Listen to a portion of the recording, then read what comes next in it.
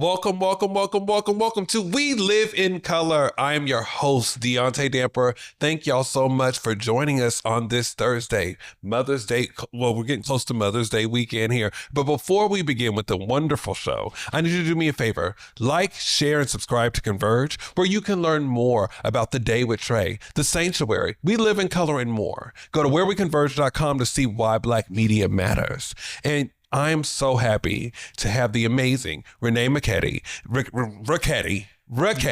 It's Raketty. Did I get it right? Raketty. Yes. You got to hold hard with that R. Yeah.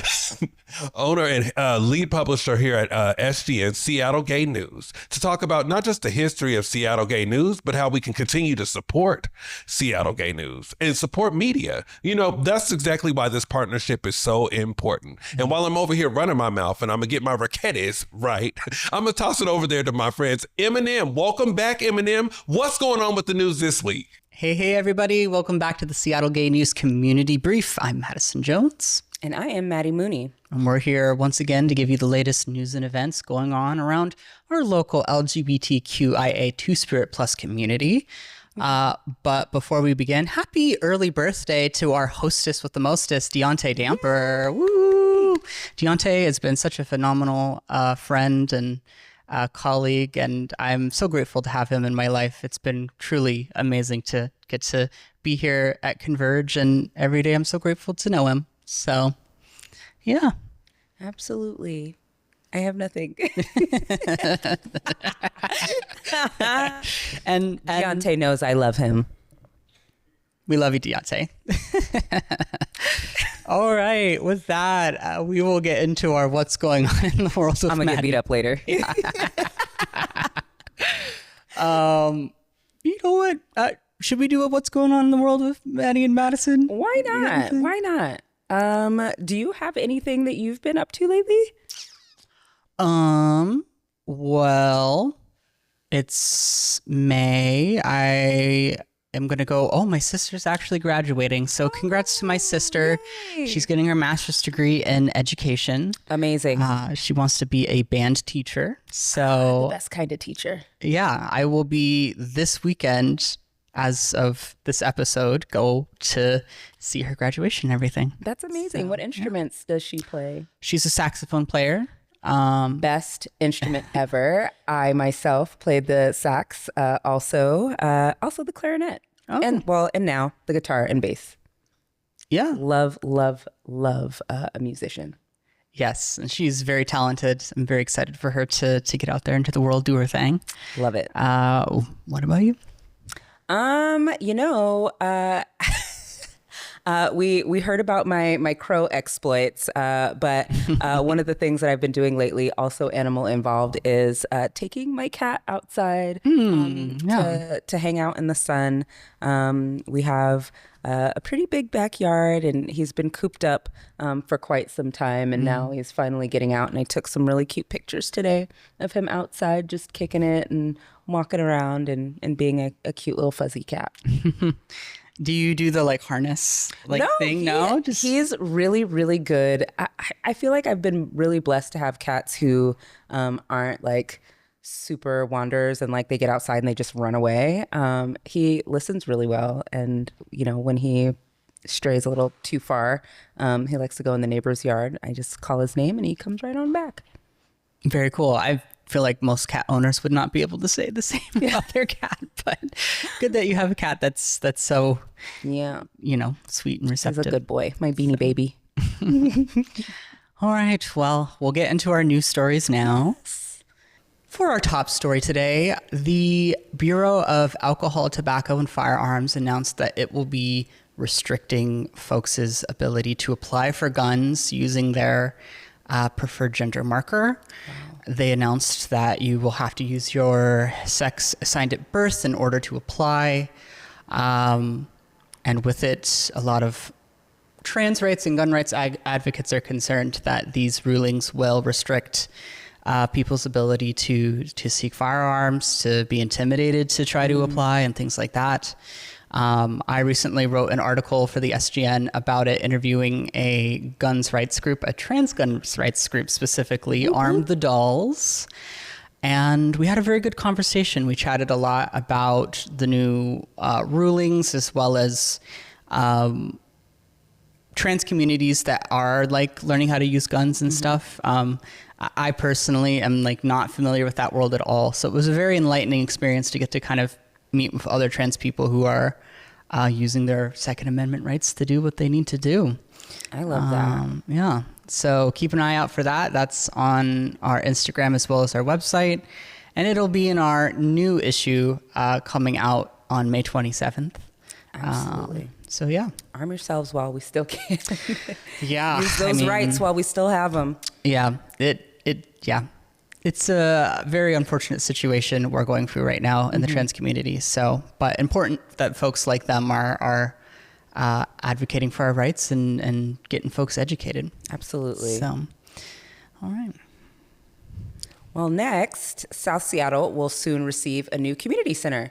Former Skyway Park Bowl, which brings back many childhood memories, was purchased by King County to become the Skyway Community Center. It'll provide enriching services within walking distance of playgrounds, a local library, and accessible transit. King County Executive Gurmai Zihale told reporters that he sees the community center as a top priority, and he thanked the neighborhood advocates of Skyway for fighting for an inclusive, welcoming gathering place for over a decade. And lastly, it's the season for local queer-friendly neighborhood soccer. Woo! Ballad FC will be playing Olympia at Interbay Stadium on May 15th. With more seating for new fans, the women's team Salmon Bay will play at home next week on May 22nd. So all those soccer heads, keep an eye out. It's going to be a great time. And that's all from our community brief. Thanks for watching. And now back to you, Deontay. Back to the birthday boy. Ooh. Thank you so much, Eminem, and welcome back. It's so great to have you two back in the studio. We're going to have fun this month. You know, my birthday's coming up, so we're going to have a good time this month. Thank you for bringing the news. And when we come back, we got Renee Raketty. You're watching We Live in Color.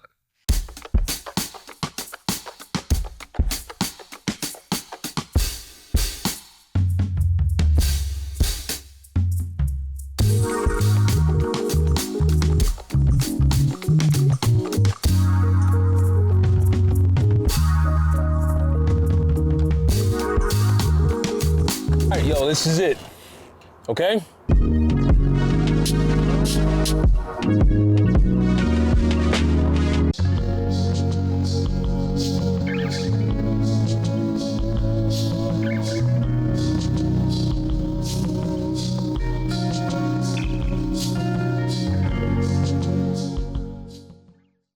Now's your chance to join the Days to Come Reading Challenge to ignite the civic imagination needed for racial repair in Washington state. Read, discuss, and take action until Juneteenth to bring Dr. King's vision of a truly just society to life. Visit saarcpnw.org for more information. And welcome back to We Live in Color. I am so honored to have this lady in the studio today. Just when we talk about people that have been able to create bridges of our history, it's about our media.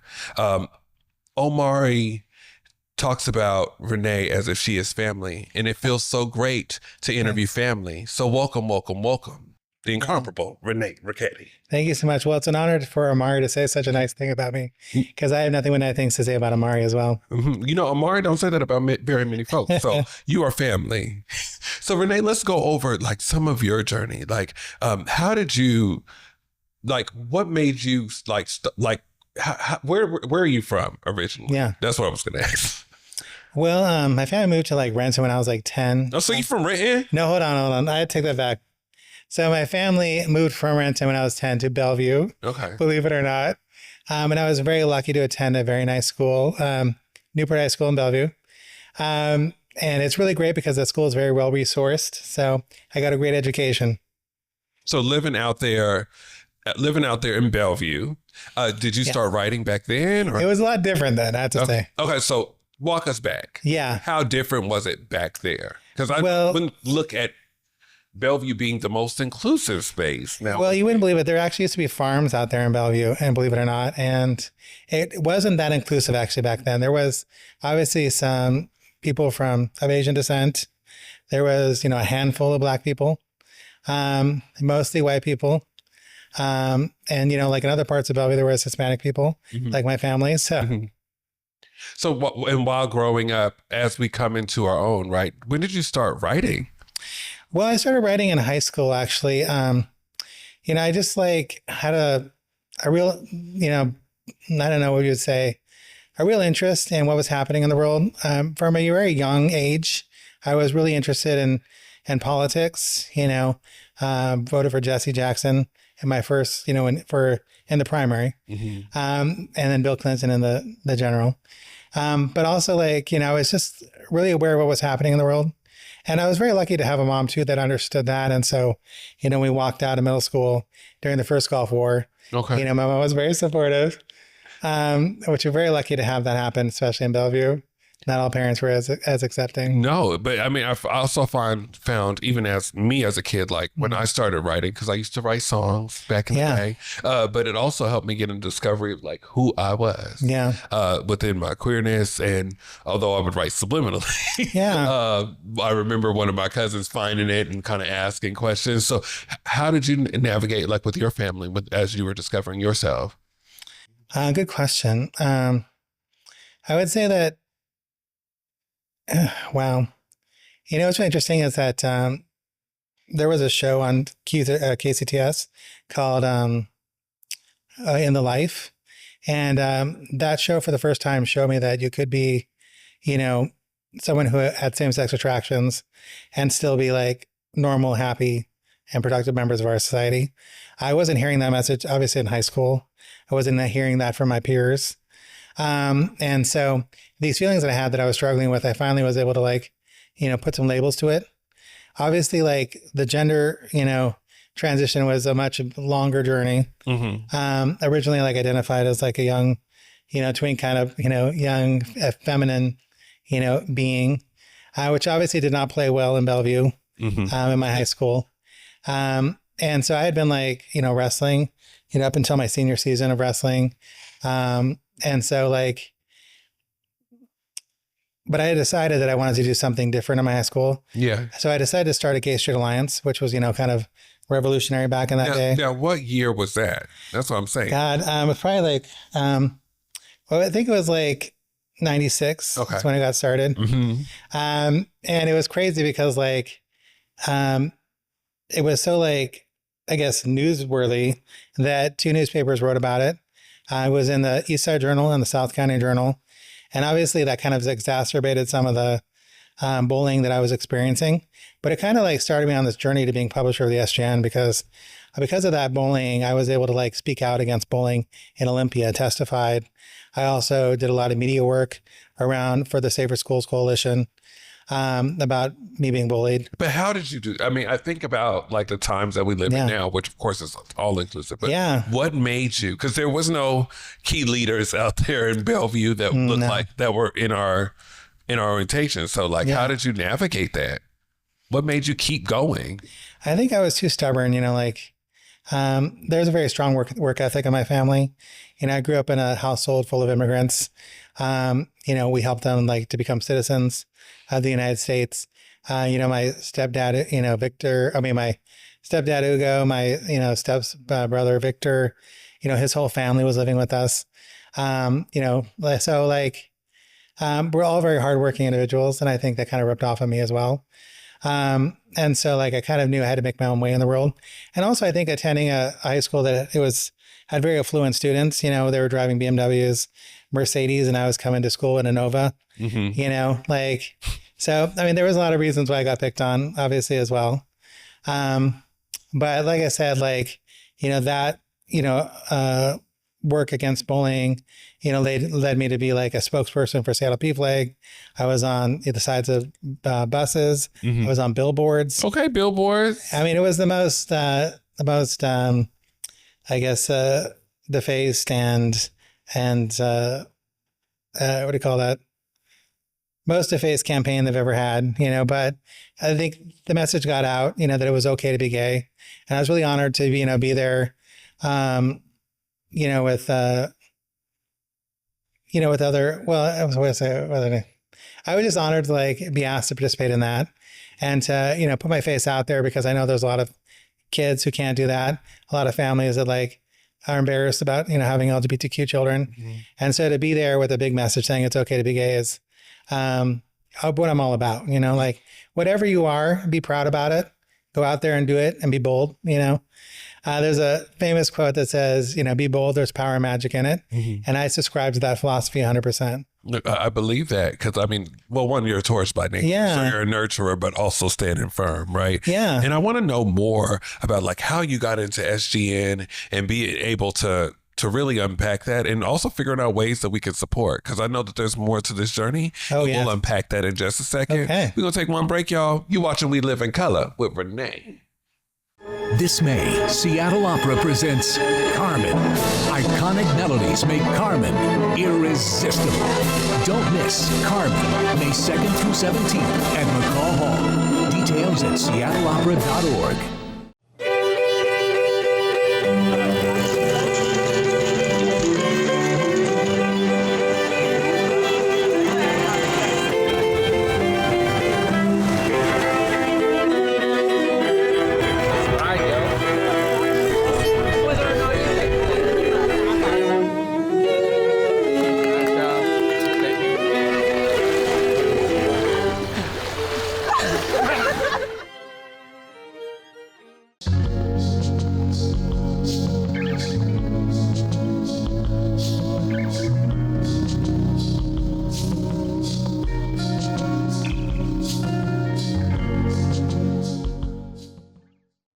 And we're back with We Live in Color with the amazing Renee Raketty. Now, we were just talking about, first of all, you on billboards, you on magazines, you're doing all of these things. What made you continue writing? Because, I just think back to that climate, like the 90s. There was a bigger religion push just as much as it was in the 80s, right? And it's like, what made you keep on going, and what brought you to SGN? Wow. Well, I kind of like my bread and butter back in the day, in the early days of the SGN, when I was a contributing writer and a staff writer, was covering hate crimes in our community. And it was unfortunate. And obviously I'm glad that we don't do as much of that today. But let's see what I was say. But it was really crazy for me. It's like, I was speaking at Western Washington University to a journalism class, and the professor pulled up an article that was in Seattle Post-Intelligencer. For those who don't know, there used to be a newspaper in Seattle, other than Seattle Times, called the Post-Intelligencer. And they wrote about how my article had inspired someone who worked at the city attorney's office to do a study on hate crimes in Seattle. And, the study obviously showed that, people of color are at greater risk of hate crimes, but followed by that were obviously LGBTQ people. And so that also contributed to a big public awareness campaign. So it's so interesting. You never really know how your work is going to impact, your community. And so many of my articles too have just led to so many wonderful and beautiful things. I think that's kind of what inspires me, and unfortunately, some of the things I wrote about back then are coming back in relevance today, covering an ex-gay convention here in Bothell, and now we see the Supreme Court is making it easier for conversion therapy, to be allowed in our communities. And it's just was such a traumatic experience for me to see so many young people, giving me, because, they knew that I was with the Seattle Gay News. Yeah. I didn't make any secret about it. They announced it to everyone that was at the convention. To see these young people looking at me with scared eyes, with, pleading for help. And there's really nothing I could do. Yes. And that's not the future we want to go back to. Absolutely not. And the same thing is true for obviously being a trans woman, today, it's a scary time. And a lot of people are, obviously in fear, but we cannot, live in fear if we're going to be honest to ourselves and to our ancestors who came before us, so many people struggled, at the Compton cafeteria, at Stonewall. So many beautiful people of color, so many beautiful trans women, that, we just can't, allow that kind of fear to paralyze us today. And so I think our paper, since I took over, has... And you started taking over in 2024. Yeah. So hold on, let me back. Yeah, go back up. What was that feeling of being able to, you started off just freelancing and then getting this position. How did that feel? Well, honestly, it's crazy because I didn't think we'd ever see a trans or woman publisher of the SGN. Of course, when George passed away, a good friend of mine, as publisher, as editor in chief, his daughter inherited the paper, Angela Cragen, and she did a great job, as a powerful woman who has a woman with business experience, keeping that paper afloat. And then, of course, Mike Schultz came in and kept that afloat for about 8 months. So honestly, like, for me, there wasn't really a choice in the matter. I luckily had the opportunity to take over and acquire the SGN.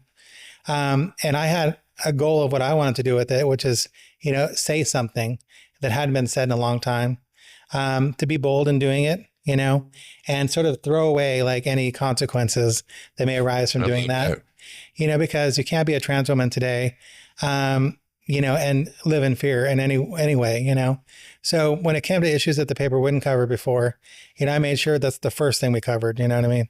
So, because there's so many things happening in the world, that affect us here in Seattle, and we can't just like shy away from, telling those impactful stories, and our coverage of trans issues obviously has exploded.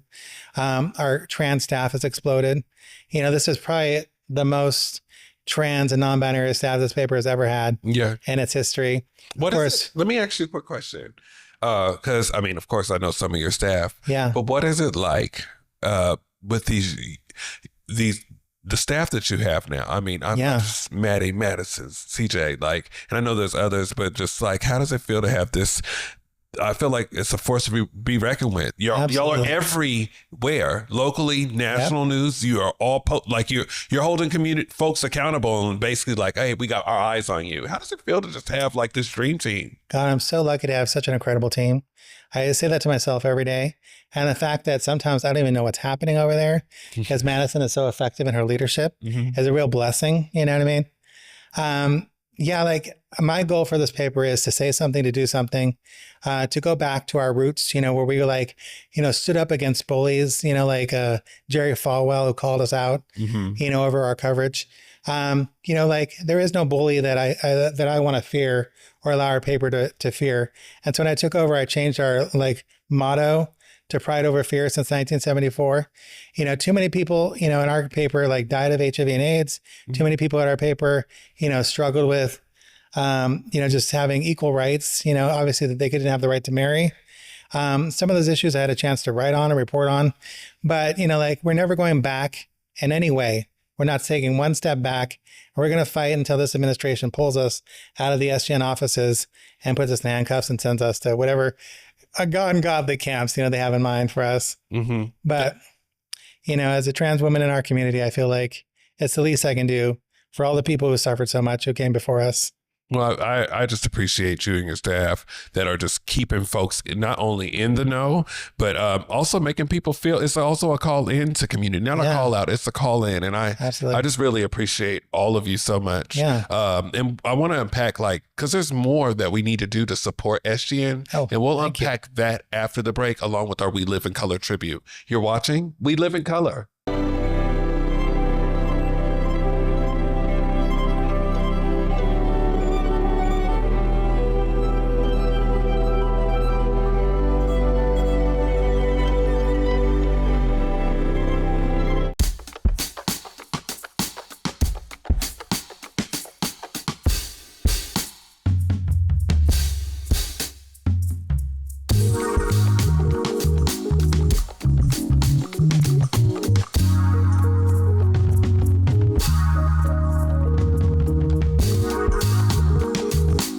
This is it, okay?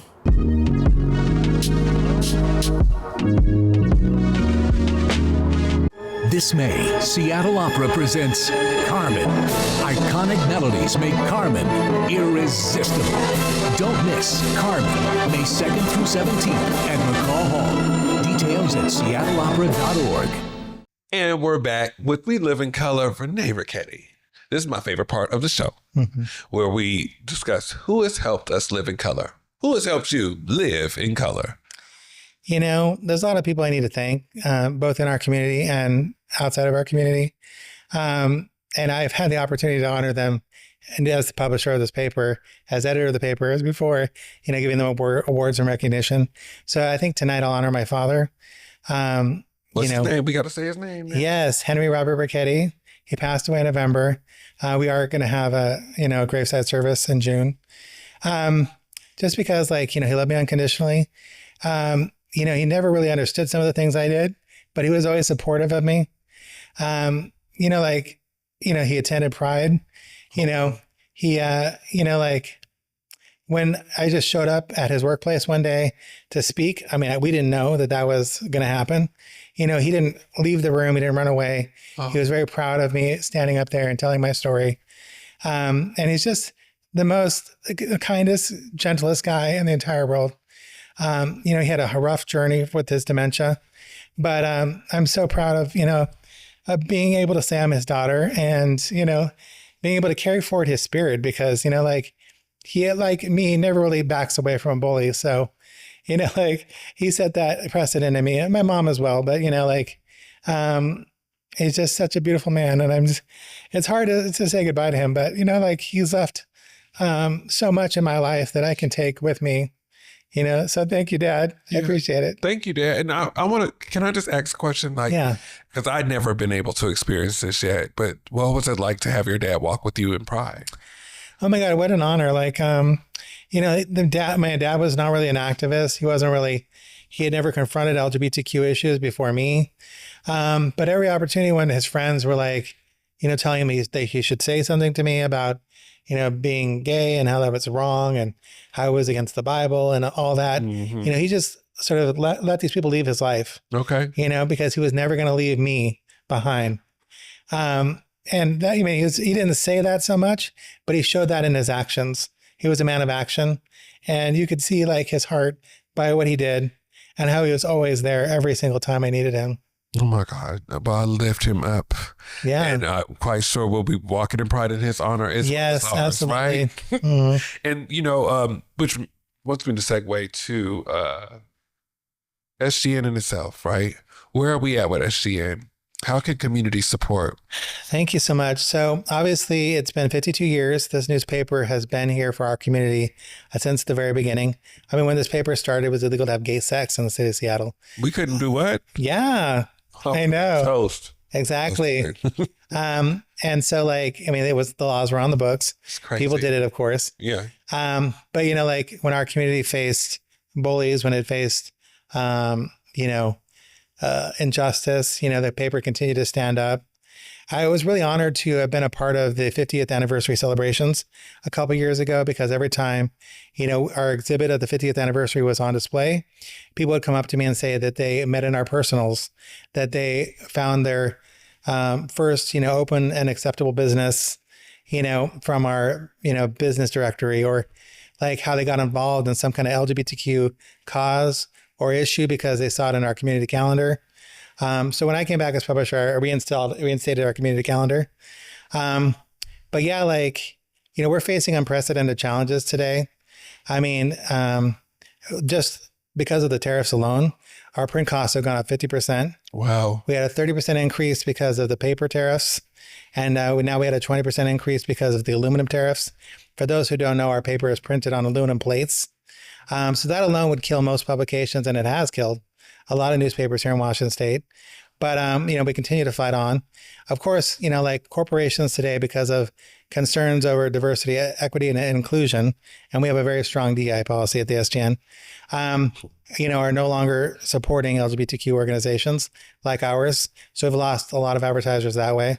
But also, I think just standing up, saying something today, could be a threat to a lot of people. So there are people who disagree with our coverage and as a result are not advertising. And I respect that, you know what I mean? That's fair. But, this is a paper that's been here for our community for 52 years, and hopes to be there for another 52.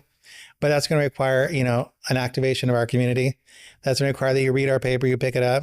That's going to require that you go to our website, check it out, subscribe to our newsletter, or make a contribution. Well, you know what? I like the last one. Yeah. About a contribution, right? So we're going to do a call to action. If you can look right here in this camera and just tell people what they need to do. Thank you so much. So the first thing you can do is go to sgn.org, visit our website, or read our articles. Obviously, subscribe to our newsletter, but also make a contribution. We've been here 52 years for our community, and we hope that, we feel like you feel that that's valuable, and that you feel that the coverage we're providing today is valuable to you and to our community, and that we're still relevant 52 years later. So sgn.org, please go and make a contribution. All right. Now that was good. You ate that. Thank you. And I really just want to thank you for coming on. And you already know, Converge, SGN, we go hand in hand. Yes. So we're going to be out here kicking doors down and getting all types of contributions from this community to support. It was really an honor for me to spend so many nights in the streets with Amari. Yeah. Getting to know the man for who he really is. I mean, he wears his care for his community on his sleeve. Yes. And everything he does is for his community. And I hope one day to be seen as someone like that, who's really, not only through this paper, but through their advocacy has done, what they do for their community. And hopefully one day be recognized like Amari has been. And he deserves all the praise and all the awards that we can give him. So please, if you're, offering any awards, Amari deserves another one. All of he deserves all of them. Yeah. And so do you, sis. And I want to thank you so much for coming on. And I think eventually throughout this season, I got to get every SGN on this show.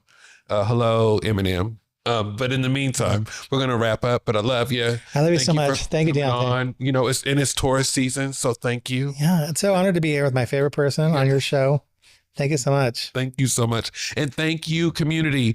Have a very safe Mother's Day. Happy Mother's Day, Mama. Happy Mother's Day, Grandma. Happy Mother's Day, my sister Katora. Happy Mother's Day, my sister Geneva. I'm not going to say my other cousin because you owe me some money. But in the meantime, join us next Thursday because it'll be the day after my birthday. That's right, tourist season. Love y'all. Remember to walk with love. Have a great night.